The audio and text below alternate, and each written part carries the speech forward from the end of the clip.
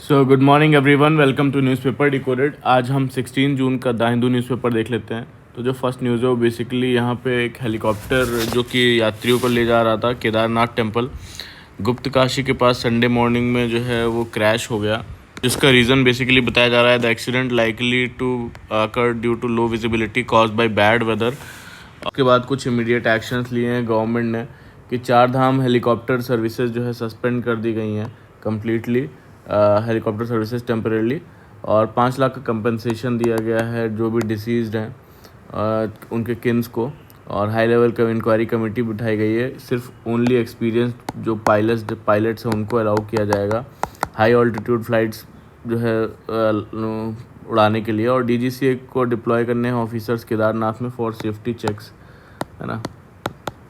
Next news है वो basically यहाँ पे एक्सियोम 4 मिशन के लिए जो कि शेड्यूल किया गया है 19 जून के लिए। पहले ये बार बार जो है इसकी डेट पोस्टपोन की जा रही थी ड्यू टू टेक्निकल इश्यूज़ कि उनके जो लिक्विड ऑक्सीजन है जो चैम्बर उसमें से लीकेज हो रहा था उसकी वजह से।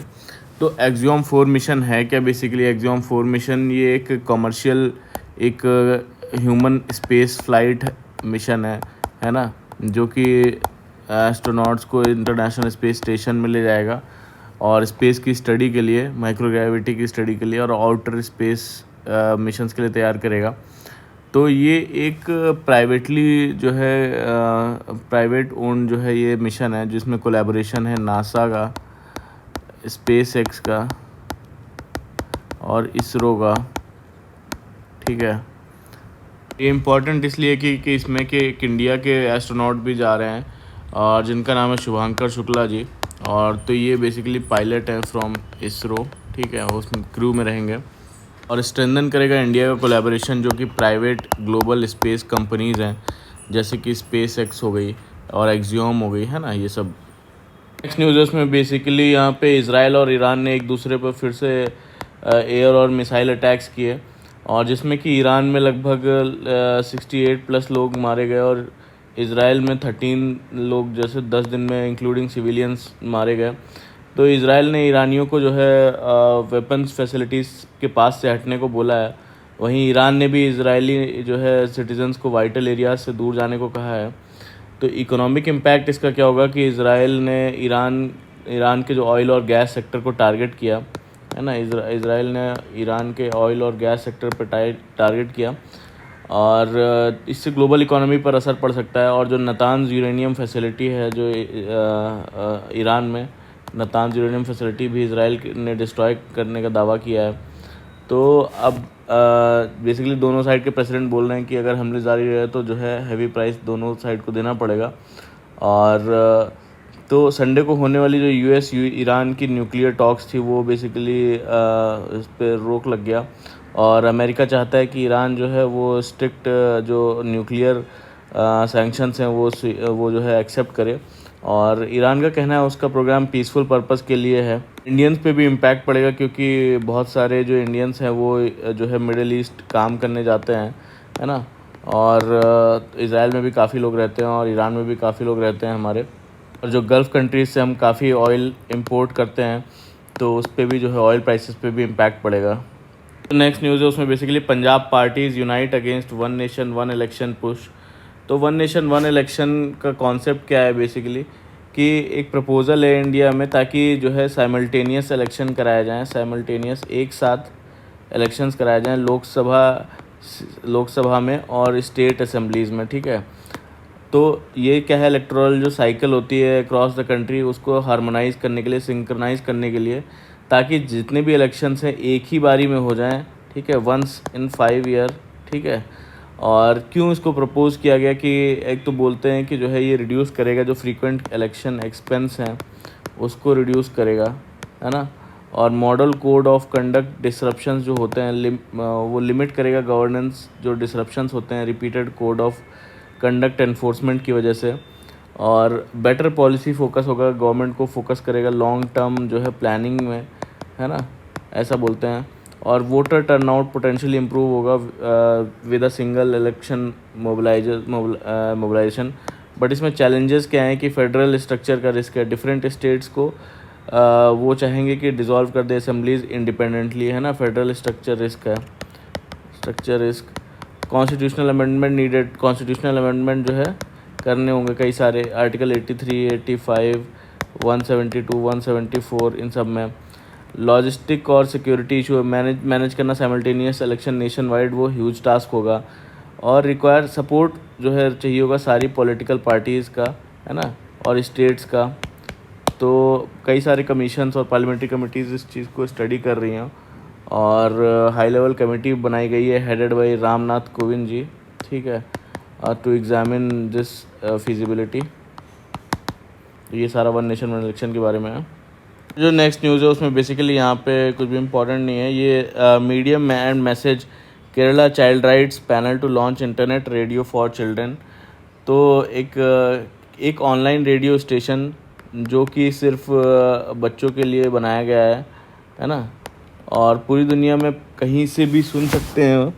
और इसमें प्रोग्राम्स होंगे कई सारे, जो इसका ऑब्जेक्टिव होगा कि जो बच्चों की जो मेंटल हेल्थ है, mental health awareness, drug and cyber abuse से बचाओ, ठीक है, सोशल मीडिया एडिक्शन पर जो है अवेयरनेस, चाइल्ड राइट्स को समझाना और उनके लॉज को समझना, पेरेंट्स के थ्रू बच्चों तक जो है ये अवेयरनेस पहुंचाना।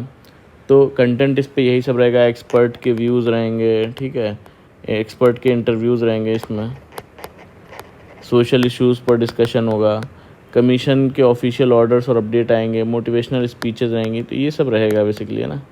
केरला में लॉन्च हुआ है, जिसका नाम क्या है इस रेडियो स्टेशन का, रेडियो नेलिका। नेक्स्ट न्यूज़ है उसमें बेसिकली यहाँ India sends first batch of machinery to Suriname, ठीक है। तो यहाँ पे एक इनिशिएटिव है बेसिकली इंडिया और सूरीनाम के बीच में, seeds supply of equipments for efficient development of small and medium enterprises initiative, जो मिनिस्ट्री ऑफ एक्सटर्नल अफेयर्स है तो उसका बेसिकली उसका है। और पैशन फ्रूट प्रोसेसिंग जो होता है, पैशन फ्रूट होता है एक, machinery for passion fruit processing has been dispatch to Suriname under the initiative, ठीक है। तो एक ये जो सीड्स नाम का इनिशिएटिव है उसके अंडर जो है मशीनरी भेजी गई है, फाइनल बैच, सेकंड और फाइनल बैच मशीनरी भेजी गई फ्रूट प्रोसेसिंग के लिए, सूरीनाम के लिए, स्मॉल और मीडियम एंटरप्राइजेस को सपोर्ट करने के लिए, और फार्मर्स की इनकम वहाँ पे बढ़े उसके लिए, और ग्लोबल जो साउथ कॉपरेशन है उसको प्रमोट करेगा ये। सूरीनाम कहाँ आता है बेसिकली, जो साउथ अमेरिका है ना, में यहाँ वेनेजुएला, गुआना, सूरीनाम यहाँ पे आता है, ठीक है। नेक्स्ट न्यूज़ है उसमें बेसिकली यहाँ पे India must stand with international law, Ukraine minister. तो क्या हुआ है कि यूक्रेन ने कहा है कि वो रशिया के साथ डायरेक्ट समिट लेवल टॉक्स के लिए तैयार है। उनका कहना है कि अब समय आ गया है कि देश सिर्फ मेडिएट ना करें बल्कि टॉक्स को फैसिलिटेट करें, ठीक है। और इंडिया का रोल बताया कि यूक्रेन के जो फर्स्ट डिप्टी फॉरेन मिनिस्टर हैं, उन्होंने कहा कि इंडिया जैसे जो डेमोक्रेटिक कंट्रीज़ हैं उनको यूएन चार्टर और इंटरनेशनल लॉज का साथ देना चाहिए। उन्होंने कहा कि इंडिया अगर चाहे तो पीस टॉक्स में एक फैसिलिटेटर बन सकता है ना, जैसे पहले इस्तांबुल प्रोसेस में हुआ था। और बायलैटरल ट्रेड और टेक्नोलॉजी की बात करें तो यूक्रेन ने कहा कि जो है इंडिया के साथ फूड, टेक्नोलॉजी और ड्रोन वॉरफेयर जैसे एरियाज़ में ट्रेड बढ़ाने की जो है उन्होंने इच्छा जारी की है। तो इंडिया का क्या बोलना है कि भाई अब तक इंडिया ने अपनी न्यूट्रल जो पॉलिसी है वो बनाए रखी है ना। और यूएन में भी इंडिया ने एब्सटेन किया था वोटिंग से, है ना। और उसके बाद जो है रशिया ऑयल इंपोर्ट भी रिकॉर्ड लेवल पे पहुंच गया था। तो जयशंकर जी ने वेस्ट को याद दिलाया कि जब पाकिस्तान ने कश्मीर ऑक्यूपाई किया तब उन्होंने क्या किया। और यूक्रेन चाहता है कि पहले सीज़ फायर हो और फिर प्रेसिडेंट्स मिलके जो है वो टॉक्स करें। वहीं रशिया क्या चाहता है, रशिया चाहता है कि यूक्रेन पहले सरेंडर करे, है ना, और तब जो है टॉक्स हों। नेक्स्ट न्यूज़ है उसमें बेसिकली यहाँ पे बोडोलैंड से रिलेटेड है। Bodoland council in Assam launches land settlement mission. तो लैंड सेटलमेंट मिशन क्या है, असम के जो बोडोलैंड टेरिटोरियल रीजन है उसमें एक स्पेशल मिशन लॉन्च किया है जिसका नाम जो है मिशन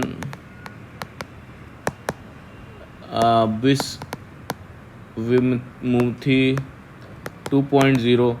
तो एक स्पेशल मिशन है जिसका एम क्या है बेसिकली कि 47,000 जो इंडिजिनस लैंडलेस जो फैमिलीज़ हैं उनको ज़मीन देकर जो है उनको उसका राइट दिया जाए, लैंड राइट्स देना। और ये मिशन जो है इलेक्शन से पहले लॉन्च हुआ है। बोडोलैंड जो टेरिटोरियल काउंसिल के जो इलेक्शंस होते हैं उससे पहले लॉन्च हुआ है और अक्टूबर में इसका होने की उम्मीद है। तो जो बोडोलैंड टेरिटोरियल काउंसिल उसमें 46 सीट्स हैं जिसमें 6 नॉमिनेट किए जाते हैं, ठीक है। और कौन कौन इसको जो है इसका बेनिफिशियरी होगा, गवर्नमेंट ज़मीन का इंडिविजुअल ऑक्यूपेंट्स, जो गवर्नमेंट ज़मीन के और इंडिविजुअल ऑक्यूपेंट्स हैं, स्पेशल कल्टीवेटर्स है जो, ठीक है, एनजीओज़, सेल्फ हेल्प ग्रुप्स और कोऑपरेटिव सोसाइटीज़ को, प्रोफेशनल और विलेज ग्रेजिंग लैंड्स भी इंक्लूडेड हैं इसमें। तो ये सब फ़ायदा उठाएंगे इसका। ये मिशन एक बड़ी सोशल रिफॉर्म है जिसका फोकस है इंडिजिनस लोगों को ज़मीन जो लैंड राइट देना और बोडोलैंड में पीस डेवलपमेंट को बूस्ट करेगा, स्पेशली इलेक्शन से पहले। तो जो नेक्स्ट न्यूज़ है उसमें बेसिकली यहाँ पे India will continue efforts to strengthen ties with Cyprus. तो अभी जो 3 कंट्रीज़ के जो दौरे पे हैं प्रधानमंत्री नरेंद्र मोदी जी, फिर उसके बाद G7 अटेंड करेंगे। तो उन्होंने सिप्रस पहुँचे और बेसिकली जो है मोदी जी ने कहा कि जो है सिप्रस के इंडियन कम्युनिटी जो है उससे मुलाकात की और जो कश्मीर पर भारत के स्टैंड को सपोर्ट करती है। और पहलगाम में अप्रैल के टेरर अटैक के बाद सिप्रस ने भारत के साथ सॉलिडारिटी दिखाई है ना। तो उन्होंने बोला है कि ये जो रिलेशनशिप है ये नई हाइट्स पे जाएगी, खासकर ट्रेड और इन्वेस्टमेंट में। और स्ट्रैटेजिक इम्पोर्टेंस ये बताया कि टर्की को एक स्पेशल सिग्नल है ना, स्पेशल सिग्नल है क्योंकि जो है सिप्रस और टर्की के बीच पॉलिटिकल टेंशन्स हैं और इसने जो है पाकिस्तान को सपोर्ट किया था ऑपरेशन सिंदूर के टाइम पे। तो और जो फ़्लाइट रूट्स हैं, जो इज़राइल ईरान वॉर हो रहा है तो उसकी वजह से कॉन्फ्लिक्ट के कारण एयर स्पेस क्लोज्ड हैं। तो मोदी जी का एयरक्राफ्ट जो है वो अरेबियन सी, सोमालिया, इथोपिया, इरिट्रिया, इजिप्ट के ऊपर से फ्लाई करके सिप्रस पहुंचा।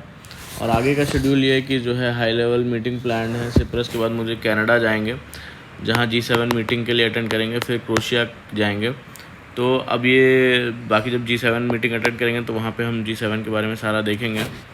फिर जो नेक्स्ट न्यूज़ है वो बेसिकली कैश प्लस मॉडल, ठीक है, जो राजस्थान का है, pushes up early breast feeding rate dietary diversity among Rajasthan women's. तो कैश प्लस मॉडल क्या है, इसमें बेसिकली इंडिया का पहला मॉडल है जिसमें प्रेग्नेंट और जो लैक्टेटिंग वुमेंस हैं ना उनको कैश सपोर्ट दिया जाता है, कैश सपोर्ट काउंसलिंग के साथ, ठीक है, काउंसलिंग के साथ। और जो PM मातृ वंदना योजना है उसके साथ लिंक है ये स्कीम जो है बेसिकली। और ये जो है स्कीम जो सेकंड टाइम मदर्स होती हैं उनको भी इंक्लूड करता है, जो दूसरी बार जो है मदर बनी है, ठीक है। और 2020 में 5 डिस्ट्रिक्ट में शुरू हुआ था। पूरे राजस्थान में जो है 210 करोड़ रुपए का बजट दिया गया। और इसके काफ़ी अच्छे रिजल्ट्स आए हैं कि 49% राइज़ हुई है जो ब्रेस्ट फीडिंग है वो 49% से बढ़ के 90% हो गई ब्रेस्ट फीडिंग। और 54% वुमेंस ने पैसा सिर्फ न्यूट्रिशन के लिए यूज़ किया, जो कि अच्छी बात है। और 49% जो है बेहतर डाइट ले रही हैं ड्यूरिंग जो है प्रेगनेंसी, ठीक है। और वो कई सारी वुमेंस ने कहा कि न्यूट्रिशियस फूड लेना अब ईजी हो गया है, तो अच्छी स्कीम है। बस यही रहेगा कि जो है हर घर जाके काउंसलिंग करना, डिजिटल अवेयरनेस फैलाना, healthy delivery, anganwadi workers important role में हैं। जो नेक्स्ट है बेसिकली यहाँ पे water flue gas desulphurisation units. तो फ्लू गैस डीसल्फराइजेशन यूनिट्स क्या हैं? ये एक basically flue gas desulphurisation system जो सल्फ़र डाइऑक्साइड गैस होती है उसके पोल्यूशन को जो है रिड्यूस करता है। जो coal based thermal power plants होते हैं, थर्मल पावर प्लांट्स, उसमें जो है SO2 का जो पोल्यूशन है वो रिड्यूस करता है। और तो SO2 से जो particulate matter 2.50 pollution, respiratory disease और ग्लोबल वार्मिंग होती है ना, तो इसको रिड्यूस करता है, तो काफ़ी हेल्पफुल है।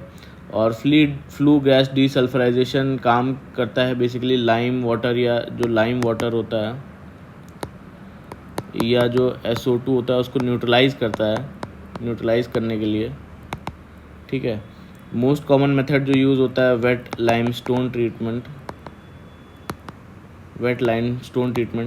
ठीक है, फिर जिप्सम बनता है। तो इंडिया में क्या हो रहा है कि 2015 में बेसिकली गवर्नमेंट ने जो ये गैस डीसल्फ्राइजेशन वो मैंडेटरी बना दिया 2015 में for free 537 coal based plants के लिए, ठीक है। और 2025 में क्या किया, सिर्फ 39 जो प्लांट्स है उन्होंने इसको इंस्टॉल किया और लोगों ने नहीं किया, और प्लांट्स ने नहीं इंस्टॉल किया क्योंकि जो इसका कॉस्ट है वो 1.2 करोड़ आता है पर मेगावाट, ठीक है। इसलिए कंपनीज अपोज कर रही हैं और गवर्नमेंट ने डेडलाइन रखी कि 2029 तक जो है पुश किया कि एक्सपर्ट कमेटी अब पॉलिसी की जो है ये इतने तक लगा लें। और अब एक्सपर्ट जो कमिटीज़ हैं वो पॉलिसी हटाने की रिकमेंडेशन दे रही हैं, जो पॉलिसी है उसको हटाने की। तो अब गवर्नमेंट जो अगर कॉस्ट की बात करें इम्प्लीमेंट करने के लिए लगभग गवर्नमेंट को 97,000 करोड़ रुपए एक्स्ट्रा लगेगा और इलेक्ट्रिसिटी रेट्स भी बढ़ेंगे, ठीक है, इलेक्ट्रिसिटी रेट्स भी बढ़ जाएंगे। बट एक्सपर्ट्स का कहना है कि हेल्थ पे बहुत बड़ा इम्पैक्ट होगा, है ना, और लॉन्ग टर्म में जो है क्लीन एयर मिलेगी और कोई रियल ऑल्टरनेटिव जो है वो फ्लू गैस डीसल्फ्राइजेशन एग्जिस्ट नहीं कर रहा है ना, सल्फर डाइऑक्साइड रिमूवल के लिए। तो कंक्लूजन यही है कि फ्लू गैस डीसल्फ्राइजेशन एक्सपेंसिव है लेकिन एयर क्वालिटी और हेल्थ के लिए ज़रूरी है। पॉलिसी को हटाने से शॉर्ट टर्म रिलीफ दे सकता है लेकिन लॉन्ग टर्म डैमेज भी करेगा, ये कहना है इसमें। तो नेक्स्ट न्यूज़ है वो basically why have special economic zones rules been relaxed. Special economic zones पहले तो होते क्या हैं, बेसिकली ये एक स्पेशल एरियाज़ होते हैं कंट्री के अंदर जो बिज़नेस और ट्रेड रूल्स जहाँ पे काफ़ी इजी होते हैं और compare to the rest of the country, ताकि ज़्यादा इन्वेस्टमेंट, एक्सपोर्ट और जॉब्स और इकोनॉमिक ग्रोथ को बूस्ट मिल पाए, ठीक है। तो एक डेडिकेटेड जोन है बिज़नेस फ्रेंडली पॉलिसीज़ के लिए ताकि अटैक करे कंपनीज़ के, स्पेशली मैन्युफैक्चरिंग और एक्सपोर्ट्स में कई सारे बेनिफिट्स मिलते हैं जैसे टैक्स बेनिफिट्स, टैक्स हॉलीडेज़, है ना, इजी एक्सपोर्ट होता है, फास्ट अप्रूवल मिलता है ना, फॉरेन इन्वेस्टमेंट जो है इनकरेज करता है, एफडीआई आए, ये सब काम होते हैं यहाँ पे। तो क्या हुआ है, क्यों रिलैक्स किए गए ये सीजेड के जो रूल्स हैं। तो सेमीकंडक्टर्स जो है वो की एलिमेंट्स होते हैं, सेमीकंडक्टर्स, है ना, किसी भी इलेक्ट्रॉनिक डिवाइस में, जैसे फ़ोन हो गया, लैपटॉप हो गया, आपका कार हो गया, एआई हो गया, इन सब में एआई टूल्स। तो चाइना जो है वो 35% जो ग्लोबल जो चिप हैं, ग्लोबल चिप्स, वो चाइना जो है बनाता है, ठीक है। कोविड के बाद इंडिया ने रियलाइज़ किया है कि डिपेंडेंस रिस्की है चाइना पे, तो अब लोकल जो है मैन्युफैक्चरिंग पर फोकस किया जा रहा है कि इसको लोकली बनाया जाए। और इंडिया ने स्टेप्स क्या लिए हैं कि 2022 में basically Semicon India program launch किया था, सेमिकॉन इंडिया प्रोग्राम, ठीक है, जिसका बजट 76,000 करोड़ था।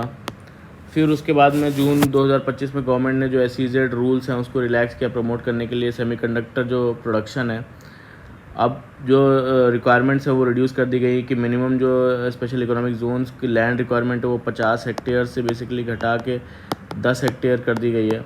और एनकम्बरेंस फ्री लैंड रूल्स को रिलैक्स किया गया, ईजी लैंड एक्सेस बनाया गया है ताकि जो मॉर्गेज लैंड है उन पर भी यूज़ किया जा सके।